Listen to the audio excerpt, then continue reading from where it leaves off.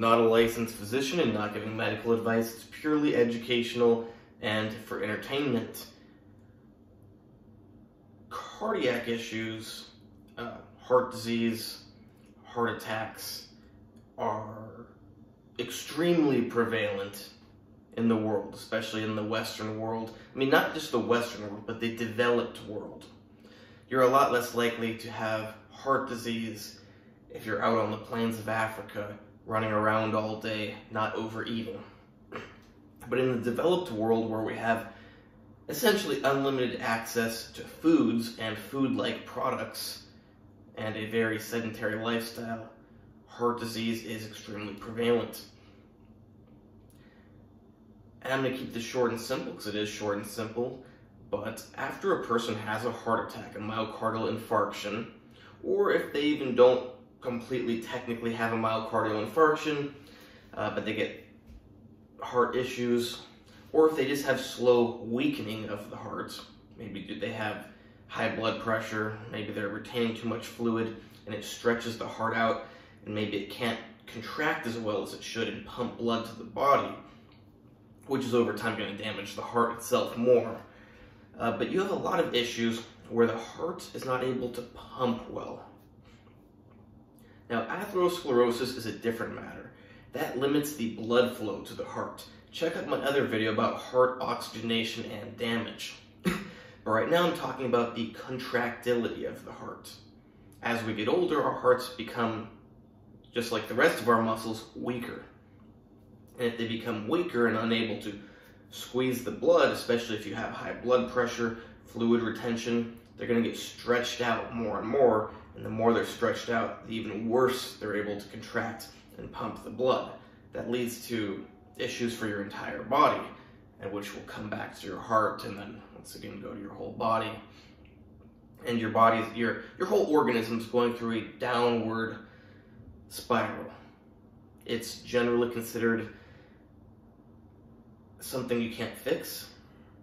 And what I'm about to say isn't necessarily going to fix it. It may, if you don't have that bad of a case of it, but it certainly has been shown to improve the contractility. What is that? Well, luckily it's something very simple, very safe, very well tested, very accessible.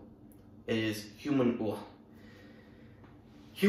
hormone. Before I say very accessible, I should add in that if you get a prescription for it in the United States, well, first of all, in the United States, you cannot get a prescription for it for your heart because they don't consider that a good enough reason. Apparently, the science, which very clearly shows that it improves heart contractility and greatly improves overall heart function, especially in people after myocardial infarctions, heart attacks. Despite all of that very obvious evidence that has actually been shown in medical studies, not just shown, because you know these scientific people, these medical people, they like everything to be on a piece of paper, as if that makes it more real. But this is on pieces of paper and on little pixels on computer screens. They have done studies on this. It's very conclusive. They've tested it in people after heart attacks. The heart works better after a heart attack when given human growth hormone. And you may be thinking, well, is that because it heals the heart? You know, to a certain degree, it is going to help with healing. That's not what it is. You know, over a long period of time, perhaps you'll get more benefit from that. But what I'm talking about and what has been shown is the contractility. Because after a heart attack, and like I said, you don't even need to have a heart attack for this to happen. It just naturally happens as you get older. But it's been shown that people after a heart attack, their heart cannot contract properly. It gets kind of overrun with blood, stretched out. It's not effective at pumping blood to the body. You know, that means lack of proper oxygen to the body's not functioning properly. But when you add in the human growth hormone, the heart, it greatly improves its contractile ability and greatly improves the oxygenation of the rest of your organism.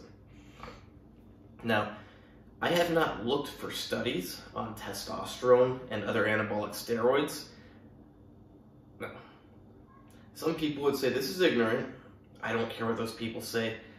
I don't need to read studies to tell me that testosterone increases cardiac contractility. I know it does. It increases the contractility of all muscles in the body. If you, you might be the least self-aware person on the planet, but if you were to take some testosterone, you would probably notice your heart is pumping stronger. Because just like the rest of the muscles in your body, it gets greater contractions.